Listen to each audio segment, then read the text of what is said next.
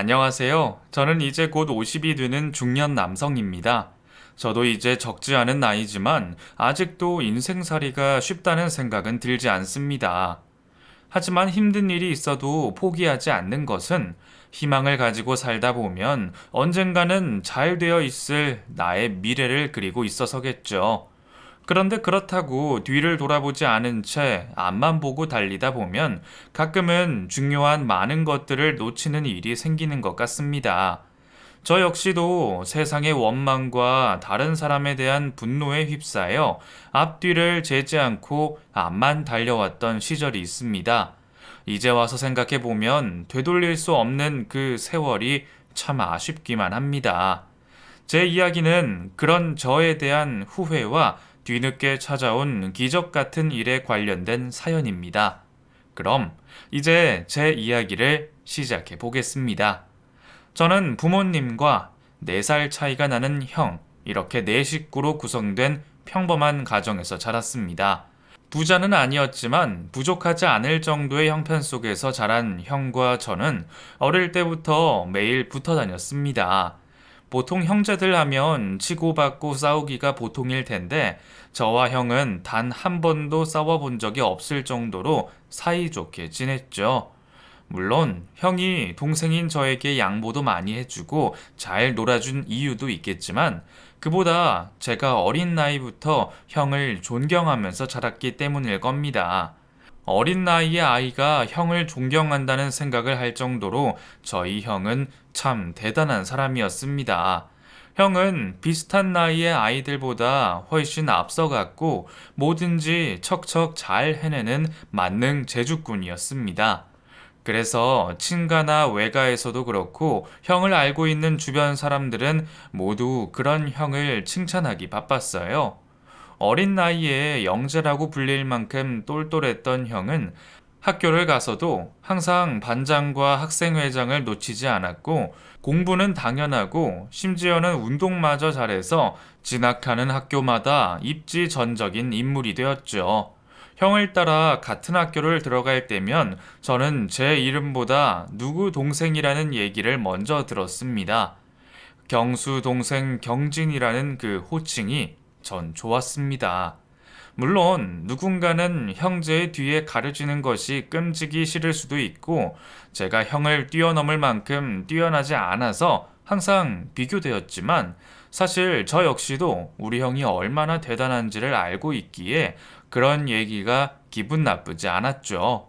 오히려 그런 형에게 누를 끼치고 싶지 않아서 저도 덩달아 뭐든지 열심히 했던 것 같아요. 열심히 하는 동생이 기특하다며 수능 공부를 하면서도 바쁜 시간을 쪼개서 저를 위해 공부를 가르쳐 주던 형은 제 인생의 롤모델이자 길잡이 같은 존재였습니다. 당연한 얘기였지만 그렇게 착하고 재주 많은 형은 우리 집의 가장 큰 자랑거리였고 부모님께서는 우리 집 가장 1순위에 형을 올려놨습니다. 집에 좋은 거라도 하나 생기는 날에는 가장이신 아버지도 뒤로 밀린 채 언제나 형의 차지였고 비슷한 일을 겪더라도 부모님은 언제나 저보다는 형을 더 걱정하셨네요. 어렸을 적에는 섭섭할 때도 있었지만 다행히 형이 참 좋은 사람인지라 그런 일로 형제 사이에 의가 상하는 일은 없어서 다행이었습니다. 입에 침이 마르지 않을 정도로 칭찬을 듣는 형은 심지어 겸손하고 성실하기까지 했네요. 주변에서 그만큼이나 떠받들어주면 콧대가 높아지고 어깨가 으쓱해져 거만할 수도 있는데 형은 언제나 항상 자신을 낮춰서 행동했고 대단한 상장을 받아오는 날에도 자랑 한번 하는 법이 없었어요. 당연하게도 부모님이 바라시던 명문대학을 간 형은 바쁜 학교 생활 와중에도 과외를 하면서 돈을 벌었어요. 성인이 된 이후에는 부모님에게 손 한번 벌려본 적이 없었고 그동안 부모님께 걱정 한번 끼치지 않는 모범적인 생활을 해왔죠. 과외한다고 바빴을 텐데도 우수한 성적으로 대학을 졸업하게 된 형은 그 당시 입사 축하금까지 받으면서 대학 졸업 한참 전에 취업을 확정지었습니다.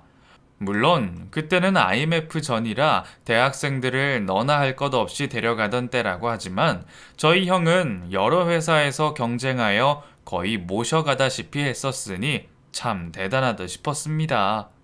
부모님께서는 모든 자신이 하고자 하는 걸 이루어낸 형의 성공을 매번 자랑스러워 하셨고, 그건 저 역시도 마찬가지였습니다. 한 번이라도 형의 반의 반만큼이나 해봤으면 하는 것이 제 목표였어요. 그렇게 몇 년간은 안정적인 회사를 다니던 형은 돌연 퇴사를 결정하고 일하면서 알게 된 사람들과 함께 회사를 창업하게 되었죠. 주변 사람들이 놀랄 만큼 갑작스럽게 시작한 사업 또한 형은 아무 문제 없이 순탄하게 잘 풀리는 모습을 보여줬어요.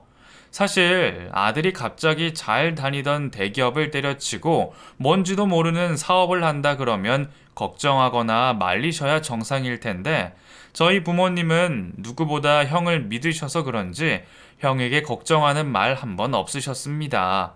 그렇게 저희 부모님은 형에 대해서 다른 걱정은 없으셨지만 딱 하나, 여자에 관련해서만큼은 남들보다 걱정이 많으셨습니다. 요즘 사람들이야 30 넘어 결혼하는 게 일반적이지만 그때만 해도 30이 조금 넘어가면 노총각으로 불릴 때니까요. 그런데 늦도록 집에 사귀는 사람 한번 데려오지 않는 걸 보면 부모님도 걱정이 많으셨겠죠. 걱정되신 부모님은 매일같이 여기저기서 여자 사진들을 받아와 형에게 선을 봐보라며 권하곤 하셨습니다. 하지만 줄을 세울 만큼 많았던 중매 자리를 모두 거절한 형의 속내를 저도 알 수가 없었네요. 형에게 과거 여자친구들이 있었다는 걸 알긴 했지만 그 중에는 그리 깊은 관계로 보이는 사람은 없었습니다. 아마 여자들이 먼저 쫓아다녀서 마지못해 교제를 했던 것 같아요. 형은 애초에 이성에 별 관심이 없어 보였으니까요. 그런데 그랬던 형이 어느 날부터 저에게 자기 여자친구 자랑을 하는 겁니다. 이전에는 볼 수 없던 낯선 형의 모습을 보게 된 저는 부모님이 바라시던 좋은 소식이 곧 들리려나 기대했어요. 그리고 저도 형수가 되실 분이 무척이나 기대되었습니다. 얼마 안 있어 형은 저에게 교제하는 여성분을 소개시켜 줬습니다. 이전에 사귀던 사람들은 한 번도 소개시켜 준 적 없던 형이라 저도 이번에는 뭔가 다르구나 생각하며 둘 사이가 보통 사이가 아니란 걸 알 수 있었죠. 예비 형수님은 첫눈에 봐도 좋은 사람이라 생각되었습니다. 대화하는 내내 상대방을 배려하는 모습도 인상 깊었고 예비 형수 이야기를 듣다 보면 저희 형과 잘 맞는 성격 같았어요. 그리고 무엇보다 형이 자신의 반쪽이라고 생각하는 여자라면 저도 두말할 것 없이 믿을 수 있었죠. 형이 저에게 형수님을 소개를 해주고 난 뒤 얼마 안 있어 형은 형수님을 부모님에게 인사를 시키러 집으로 데려오게 됐었습니다. 하지만 어머니는 예비 형수를 보시고는 뭐가 그렇게 마음에 안 드시는지 처음 보는 자리에서 인사는커녕 말 한마디 안 하고 계셨어요. 식사를 하고도 한참을 말이 없으셔서 보다 못한 아버지께서 어머니에게 한 말씀을 하셨죠. 당신은 며느리 될 사람이 왔는데 왜 아무 말이 없어? 사람 불편하게. 입 열어봤자 좋은 소리도 안 나올 텐데 뭐하러 입 아프게 말을 해요? 엄마, 왜 그러세요? 아니, 저 나이에 번듯한 대학을 나온 것도 아니고 그렇다고 어디 유학을 갔다 왔니? 아니면 대기업 회사를 다니니? 뭐 했다고 전문대 나온 애가 저 나이 먹고서도 사회생활 경력이 짧아? 그것도 어디 알만한 좋은 회사도 아닌데 말이야. 솔직히 경수 너에 비하면 모자라도 한참을 모자란 아인데 그걸 보고도 내 입에서 좋은 소리가 나오겠니? 여보, 솔직히 말해봐요. 경수가 알아서 잘 자라줬지만 그렇다고 해서 우리가 아무것도 하지 않은 건 아니잖아요. 우리는 경수가 해달라는 건 전부 다 해줬어요. 나는 경수 제가 혹시 밖에서 불량 음식 먹다 탈이라도 날까 싶어서 직접 간식까지 다 만들어서 먹였다고. 그래, 4년제 대학 그까짓 거 못 나올 수도 있지. 나온다고 다 똑똑하고 잘 사는 것도 아니니까. 그러면 보고 배운 거라도 있어야 하는데 쟤는 부모도 없다면서. 경수야, 엄마 아빠도 남들처럼 아들 장가 잘 갔다는 말 듣고 싶어. 근데 텅 빈 혼주석을 어떻게 다른 사람들한테 보여주니? 여하튼 뭐 하나 마음에 드는 게 없으니 난 그냥 입 닫고 있으마. 물론 형수님의 사정을 듣고 저도 어머니의 반응을 어느 정도 예상은 하고 있었지만 그 정도 생각까지 하고 계실 줄은 몰랐습니다. 귀한 아들 더 좋은 자리 보내고 싶으실 어머니 마음은 알고 있었지만 그래도 그동안 형을 묵묵히 믿어주셨던 부모님이셨기에 이번에도 결국 이해를 하실 거라 생각했죠. 그런데 어머니가 반대를 넘어 인신공격에 가까운 그런 말씀을 하실 줄은 저도 몰랐습니다. 한동안 어색한 침묵만 흐르는 자리에서 형수님께서 오해를 풀고 싶으셨는지 말을 꺼내셨고 우리 식구들은 그 자리에서 예비 형수님의 사연을 알게 되었죠. 형수님이 수능을 마치자마자 부모님들께선 기다렸다는 듯이 이혼을 하셨고 부모님 두 분 다 형수님을 데려가지 않으려고 했답니다. 고등학교 졸업이 코앞이라고 하나 아직 미성년자인 형수님은 그렇게 버림받아야 하는 이유를 누구에게도 들을 수 없었다고 해요. 확실한 건 두 부모 모두 이혼을 하며 유일한 자식인 형수님과 연을 끊고자 하셨고 때문에 형수님은 성인이 되기 전부터 사회에 나와 홀로 독립해 살아가셨다고 합니다. 수능 성적도 나쁘지 않았고 4년제 대학을 다닐 수 있었던 성적의 형수님이었지만 지원받을 곳 하나 없고 홀로 생계를 꾸려야 했던 형수님은 결국 전문대학을 갈 수밖에 없었다고 해요. 그마저도 학기마다 휴학을 하면서 대학 등록금과 나머지 생활비를 홀로 벌어 감당했다고 하셨죠. 그러다 보니 자연스레 늦은 나이에 졸업을 하고 취직도 늦었다고 했어요.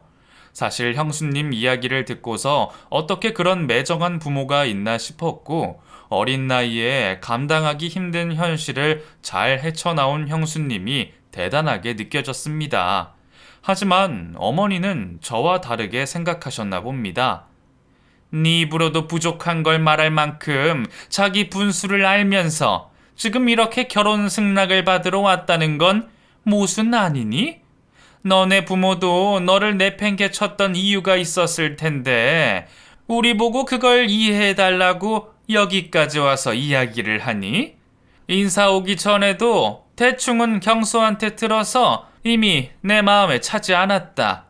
그래도 여기까지 온 정성이 있다 싶어서 앉아있긴 했다만 이렇게 근본도 뭣도 없는 너를 내가 우리 집 맏며느리로 받을 수 있겠니?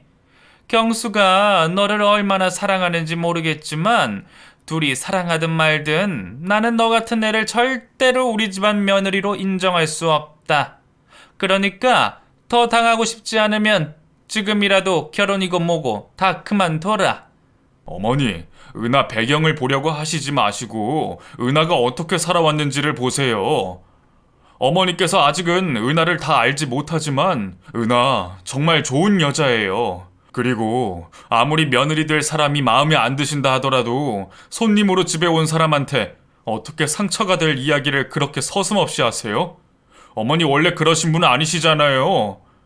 그럼 내 아들 망하는 꼴이 훤히 다 보이는데 엄마가 돼서 어떻게 손 놓고 보고만 있니? 그만해라. 너도 이런 아들 아니었잖니? 부모가 반대하는 결혼 굳이 하고 싶은 거야? 너희도 지금이야 죽고 못 살아서 그렇지 조금만 시간이 흘러봐라. 비슷한 사람끼리 결혼해도 살다 보면 부족한 게 더 보이는 법이야. 그런데 너한테 은하 같은 애가 눈에 차겠니? 나도 내 생각만 하는 것 아니다. 나중에 둘 다 더 큰 상처받지 말라고 이렇게 말하는 거지. 여보, 우선은 차분히 앉아서 애들 얘기 더 들어보고 생각해 봅시다.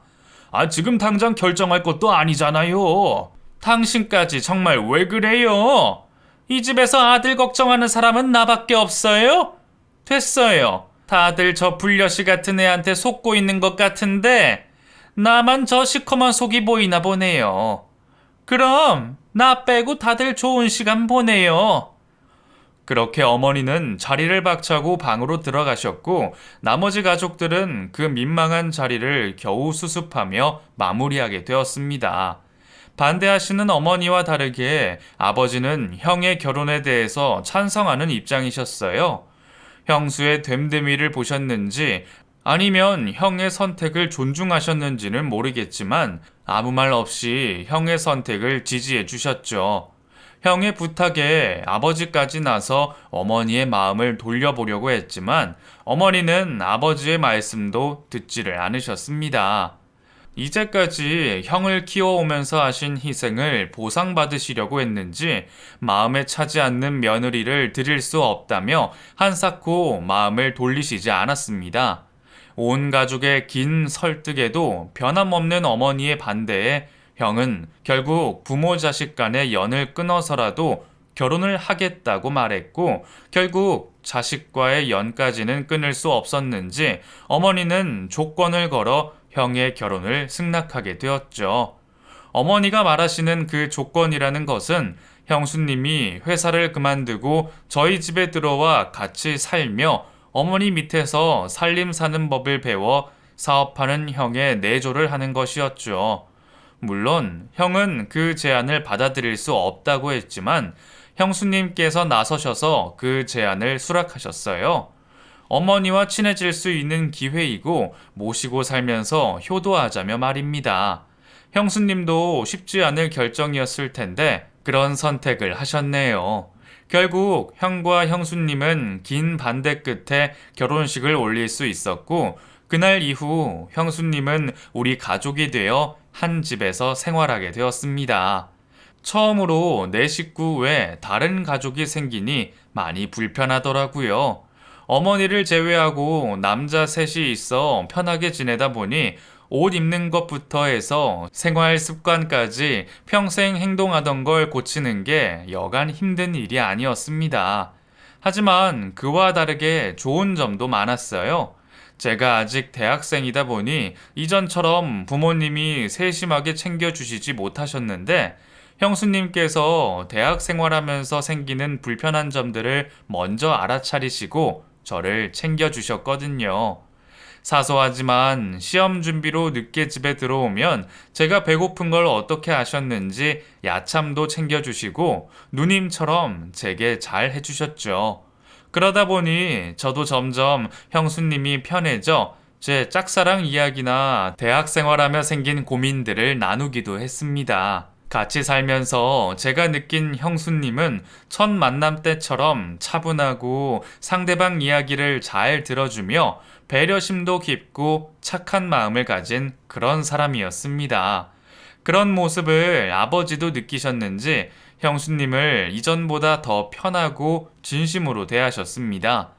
어머니가 살림을 알려주시면 뭐든 금방 배우고 응용까지 하는 형수님은 금방 가족들의 생활에 적응을 하셨고 오히려 집안 살림을 하시고 난 여유 시간에 가족 개개인들에게 맞춰 건강식까지 만드시곤 했죠. 제가 봐도 대단하다 싶었던 형수님의 그런 노력에도 불구하고 어머니는 하나라도 더 트집을 잡고 싶으셨는지 형수님에게 누구보다 깐깐한 모습을 보이셨습니다. 어머, 넌 뭐하니?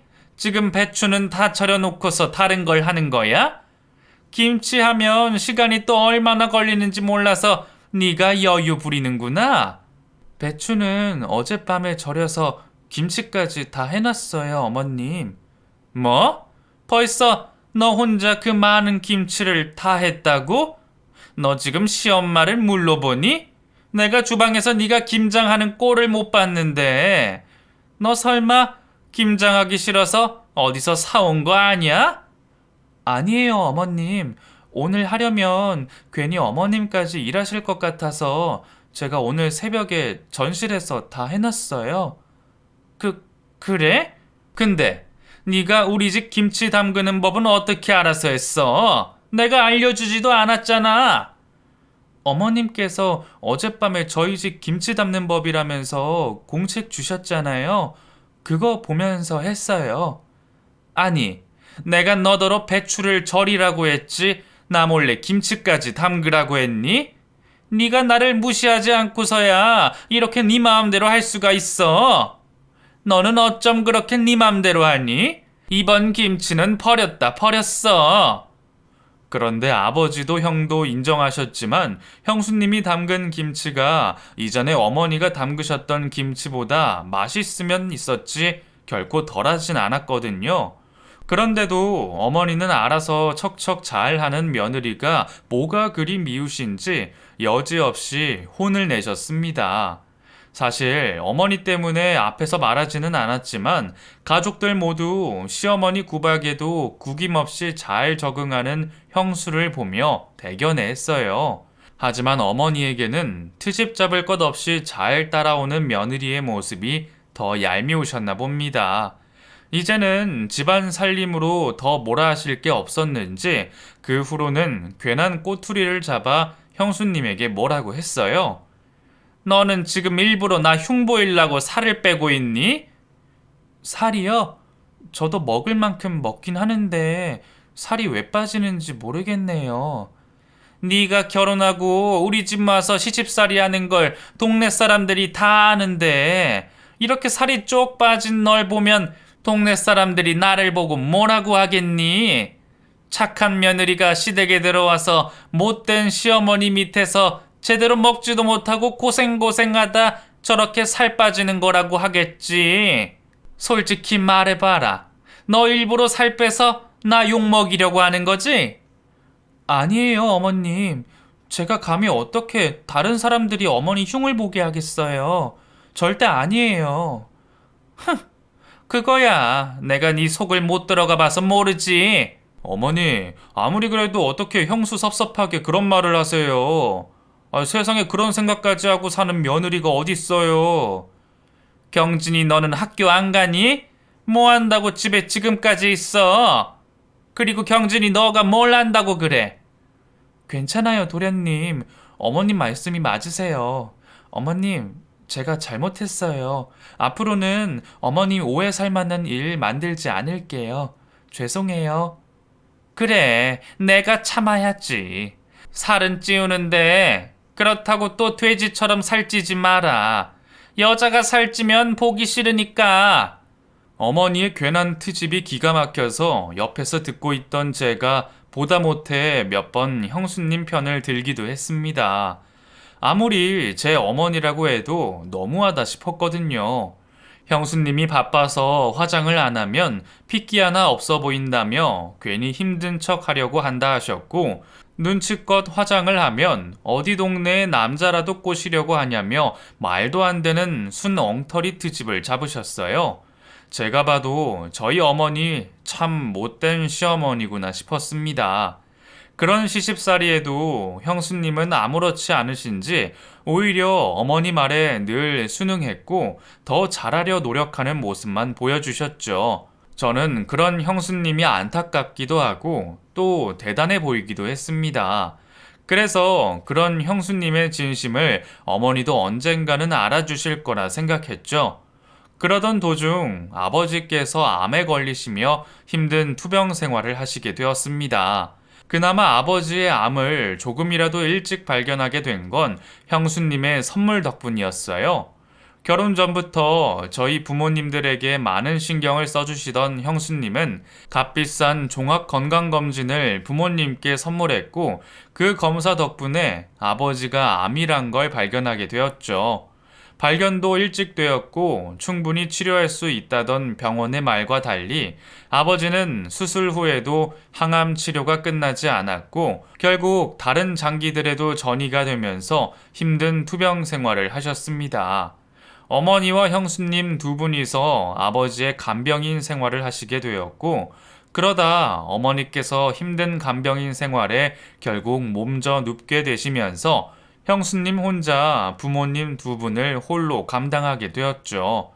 대학생인 저도 시간이 날 때면 항상 아버지 옆에 있었지만 그리 큰 도움은 아니었을 겁니다. 남자인 저도 버거운 일을 여자 혼자 한다는 게 쉽지 않은 일이었습니다. 하지만 그런 상황에서도 형수님께선 아버지와 가족들에게 밝은 모습으로 힘을 주시려고 했어요. 아무래도 남자들 사이에서 자란 저와 형은 애정 표현하는 게 서툴다 보니 아픈 아버지에게도 쉽게 사랑한다는 말을 하기 힘들었는데 그때마다 자리를 만들고 저와 형 입에서 아버지에 대한 마음을 표현할 수 있게 해주었죠. 지금에서야 말이지만 아버지가 살아계실 때 제 속마음을 표현할 수 있게 되어 얼마나 다행인지 몰라요. 아마 형수님이 없었으면 아버지가 돌아가시고 그게 천추의 한이 되었을 겁니다. 형수님의 도움으로 아버지는 고통 속에서도 웃음을 잃지 않을 수 있었고 가족들도 힘든 상황에 무너지지 않을 수 있었어요. 하지만 힘든 투병 생활 끝에 아버지께서는 결국 세상을 떠나시게 되었습니다. 돌아가시기 전 아버지께서는 특히 그간 간병을 도맡아온 형수에게 고마움을 표하셨어요. 간병 생활하며 아버지와 많은 시간을 보내신 형수님께서는 저희 형제보다 더 크게 슬퍼하셨어요. 그런데 어머니께서는 아버지의 죽음을 인정하실 수 없으셨는지 형수님에게 기어이 하지 말아야 할 이야기를 했습니다. 다 너 때문인 거 알지? 어머니, 그게 무슨 말씀이세요? 분명히 의사도 나을 수 있다고 했어. 근데 너 때문에 내 남편 암에 걸려 죽은 거라고. 멀쩡하던 내 남편이 갑자기 암에 걸린다고? 그게 말이 된다고 생각하니? 그리고 점점 악화된 거 네가 우리 남편 누워있을 때 악한 짓 한 거 아니야? 내가 아프다고 집에 누워있어선 안 됐어. 아니, 애초에 너를 며느리로 받아들이는 게 아니었는데. 어머니, 왜 그러세요? 저도 어머님만큼 아버님을 잃고 많이 힘들어요. 그런데 그런 말씀까지 하시면 저 정말 버티기 어려워요. 네가 힘들긴 뭐가 힘들어? 내 남편이 네 부모도 아니잖아. 아니, 네가 부모라는 의미는 알기나 하니?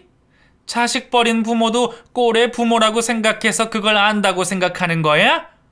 옛날부터 사람 팔자라는 게 있다고 하더라. 나도 그런 말들 다 믿지는 않았는데 너를 보니까 믿게 된다. 팔자 드센 네가 우리 집에 들어와서 이사단이 난 거야. 그러니까 가짜 눈물 흘리지 말고 지금이라도 우리 가족에게서 떨어져. 형과 제가 어머니를 뜯어 말렸지만 어머니는 계속해서 애꿎은 형수님만 탓하셨습니다. 아무리 어머니께서 아버지를 떠나보내신 충격에 아무 소리나 한다고 생각했지만 그래도 형수에게 그런 말을 해서는 안 됐었어요. 아버지의 병을 일찍 발견하게 된 것도 형수님 덕분이었고 무엇보다 우리 가족 중 누구보다 희생했던 것도 형수님이셨습니다. 아무리 좋은 사람이라 해도 간병인 한 번 쓰지 않고 혼자 시아버지를 끝까지 모시는 일이 쉬운 일은 아니지 않습니까? 게다가 그 와중에 몸져 누운 시어머니까지 돌봐야 했고요. 그런 형수님께서 나머지 가족들에게 탓을 하면 했지 결코 손가락질 받을 일은 없으셨죠. 그런데 어머니가 그런 말씀을 하시다니 저도 듣기가 힘들었습니다. 그래도 아버지 보내신 충격 때문에 잠깐 정신이 나가신 거라 생각했어요. 그래서 어머니를 형수와 떼어놓고 어머니가 진정이 되실 때까지 기다렸습니다. 그 사이 아버지의 장례를 무사히 마쳤지만 우리 가족은 참 많이도 힘들어했습니다. 모두들 아버지를 그리워하고 힘들어할 때 그 자리를 대신에 메워준 사람은 형이었어요. 자신도 아버지를 잃은 슬픔에 힘들 텐데 먼저 우리 가족들을 달래며 합칠 수 있게 행동했고 우리 가족 모두 형에게 기대어 슬픔을 극복해 가고 있었습니다. 그런데 아버지를 잃은 슬픔이 가시기도 전에 IMF가 터져버렸습니다. 그동안 인생 걱정 한 번 없이 잘 나가던 형도 그 여파를 피할 수가 없었고 결국 형의 사업마저 망하게 됐었어요. 연달아 터지는 악재에 다른 사람들이라면 자포자기한 상태로 세상을 원망만 하고 있을 텐데 형은 저희가 위로를 하기도 전에 먼저 다시 일어설 준비를 하고 있었습니다. 우리 형은 그만큼 강한 형이었습니다. 몸쓰는 일이라곤 해본 적 없었을 형은 당장에 1급이라도 받아야 가족들이 생활한다며 그날부터 막노동을 시작하게 됐었어요. 꼭두 새벽에 일어나 해가 지고 나서야 들어오는 형 몸에서는 파스 냄새가 떠나지 않았죠. 저는 홀로 가장의 짐을 짊어진 형을 두고만 볼 수가 없었습니다. 저도 뭐라도 해서 도움이 되려 다니던 학교를 휴학하고 일을 시작하려 했어요.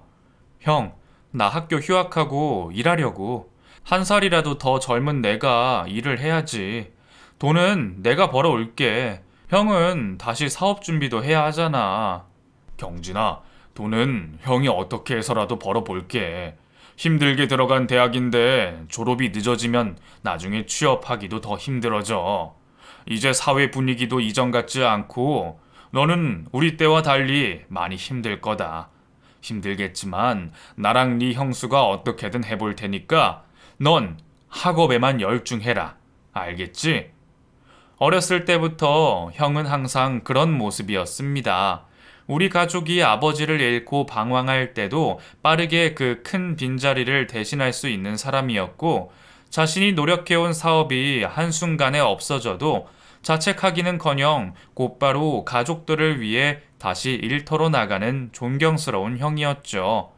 그렇게 형은 가족의 생활비를 위해서 막노동을 시작하였지만 한국 전체가 힘들던 IMF 시대입니다.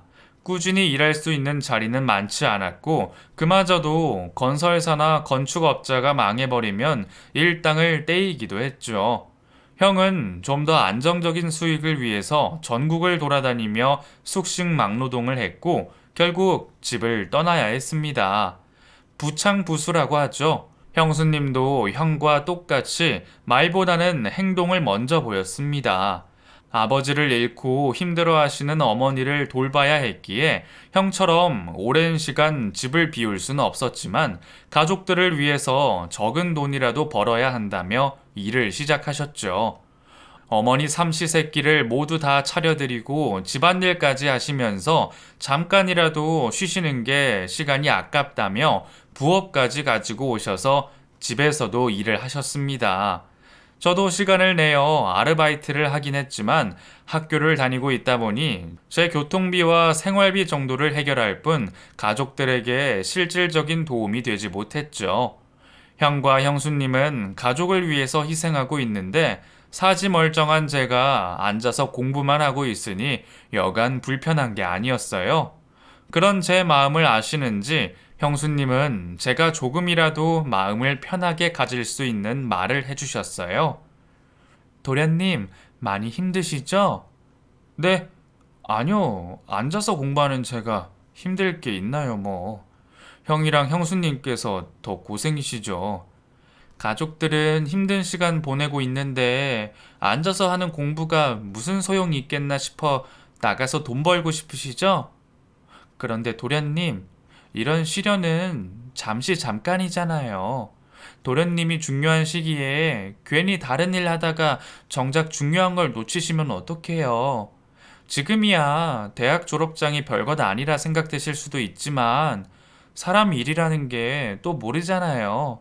마음이 너무 불편하시면 저희가 지금 도련님께 투자를 하고 있다 생각하세요. 남편이 사업을 해와서 회계적으로 빠삭하잖아요. 그러니 부담 가지지 말고 지금은 학업에만 온전히 집중하시고 다시는 돌아오지 않은 20대를 충분히 즐기세요. 아시겠죠? 형수님과의 그 대화가 저에게는 많은 위로가 되었습니다. 성만 달랐을 뿐이지 제 친누나처럼 느껴졌어요. 그래서 형수님 말처럼 우선은 제 상황에 맞게 최선을 다하려고 노력했습니다. 다행히 시간이 흐르면서 형과 형수님의 희생으로 우리 집은 빠르게 안정되고 있었습니다. 그렇게 조금씩 희망이 보이던 그때 갑작스러운 비보가 날라왔습니다. 아버지가 돌아가신 것보다 더 큰 충격으로 다가온 비보가요. 바로 형의 사고 소식이었죠. 막노동을 하던 형은 무거운 건설 자재를 들고 계단을 오르다가 발을 헛디뎌 뒤로 넘어가는 사고를 당했습니다. 현장에 있던 다른 사람들에게 발견되어 곧바로 병원으로 실려갔지만 머리에 큰 충격을 받았던 형은 저희가 병원에 도착하기도 전에 숨지고 말았습니다. 아버지가 돌아가실 때는 그나마 마음의 준비라도 할 수 있었는데 갑작스러운 형의 비극적인 죽음은 현실이 맞나 싶을 정도로 믿을 수가 없었어요. 건강하던 이전과는 비교할 수도 없이 앙상하게 말라있는 형의 시신을 보고 얼마나 울었는지 모르겠습니다. 짧은 시간이었지만 형의 온 몸에는 그동안 가족을 위해서 얼마나 희생을 해왔는지 알 수 있는 상처들 투성이었어요. 넋이 나가던 저는 장례가 어떻게 지나갔는지도 몰랐죠. 정신을 차려보니 납골함 사진에 환하게 웃고 있는 형이 보였습니다. 자책하는 저에게 괜찮다며 제 잘못이 아니라고 하는 듯 환하게 웃고 있는 형을 보면서 남은 가족들을 제가 책임지겠다고 형과 약속을 했어요.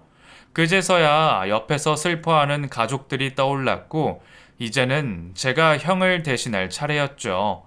그렇게 저는 정신없던 장례를 마치고 지친 몸을 집으로 이끌고 와 겨우 잠을 청했습니다.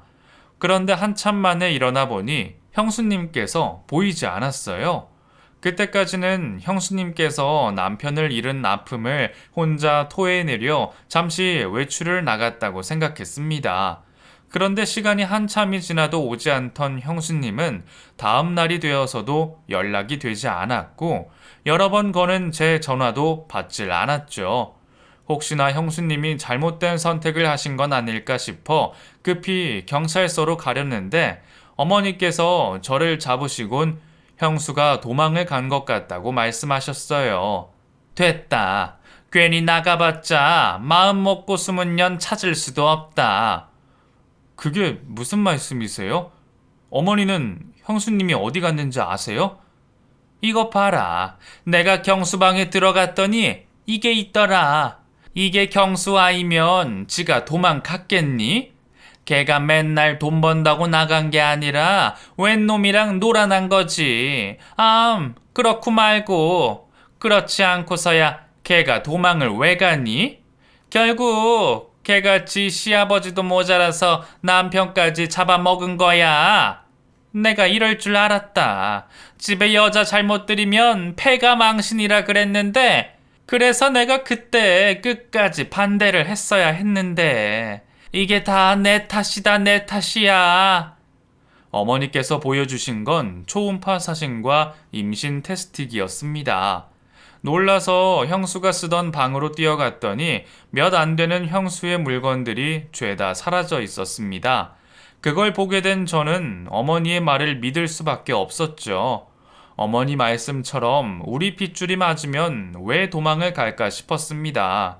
그날 이후로 저는 홀로 남은 어머니를 모시고 무너진 집을 일으켜 세우기 위해 이를 악물고 일을 했어요. 언제까지 옆에 있어줄 것만 같았던 가족들을 하나 둘씩 떠나보내고 심지어 누이처럼 생각했던 형수에게 배신까지 당하자 믿을 건 저 혼자밖에 없다고 생각했고 나이 드신 어머님을 위해서라도 열심히 사는 모습을 보여드려야 했습니다. 그러다 보니 어느새 10년이라는 세월이 흘렀습니다. 저는 대학을 졸업하고 형처럼 사업을 시작했어요. 혼자서 시작하게 된 작은 1인 기업이었지만 그간의 노력 때문인지 이제는 다른 사람들도 알아줄 만큼 자리를 잡을 수 있었습니다. 그렇게 이전에 있었던 모든 기억들은 과거의 일로 묻어놓은 채 열심히 살고 있었을 때 갑작스럽게 제 앞에 형수란 사람이 나타났습니다. 처음에는 형수라고 알아보지도 못했어요. 제 머릿속에서 형수란 사람을 아예 지우고 살았으니까요. 형의 장례를 치르자마자 도망을 간 형수를 떠올리면 매번 속에서 분노가 끓어올라 그 사람을 떠올리고 싶지도 않았거든요. 그런 형수가 뻔뻔하게 10년 만에 제 앞에 나타나 저에게 부탁을 하고 있었습니다. 말도 없이 도망가서 갑자기 나타나서 이런 부탁하는 제가 뻔뻔하고 미친 사람으로 보이겠지만 제발 살 돈만 좀 빌려주시면 안 될까요?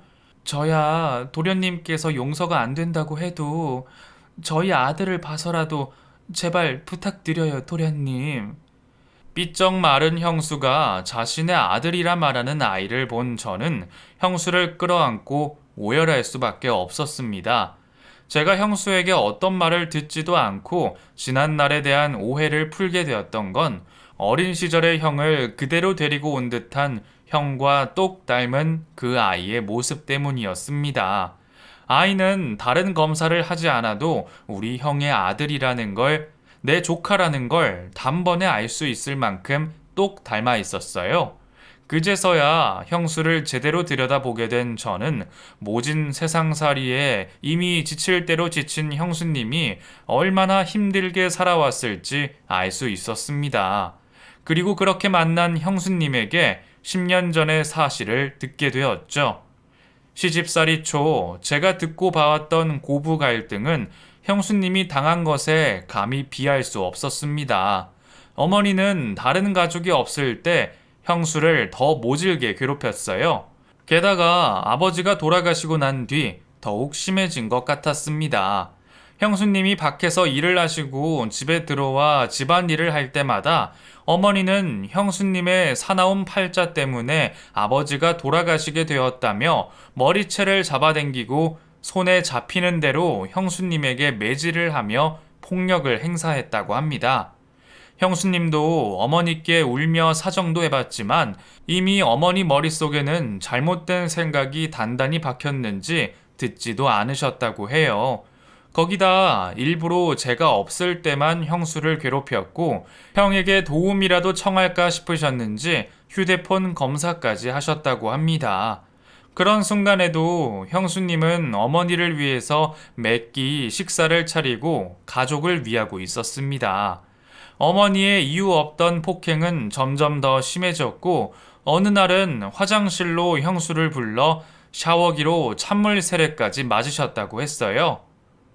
너도 참 독하다. 다른 여자애들이면 진작에 도망갔을 텐데. 아마 네가 끝까지 우리 가족 다 죽은 꼴 보려고 붙어 있는 거지? 어머님, 어떻게 생각하셔도 좋아요. 하지만 그이 저렇게 고생하는데 제가 어머님이랑 도련님 버리고 어떻게 도망가겠어요? 저 때리시고 욕하셔서 속이 풀리시면 그렇게 하세요. 아버님이랑 그 일을 위해서도 저 어머님 끝까지 모실 거고 도와드릴 거예요.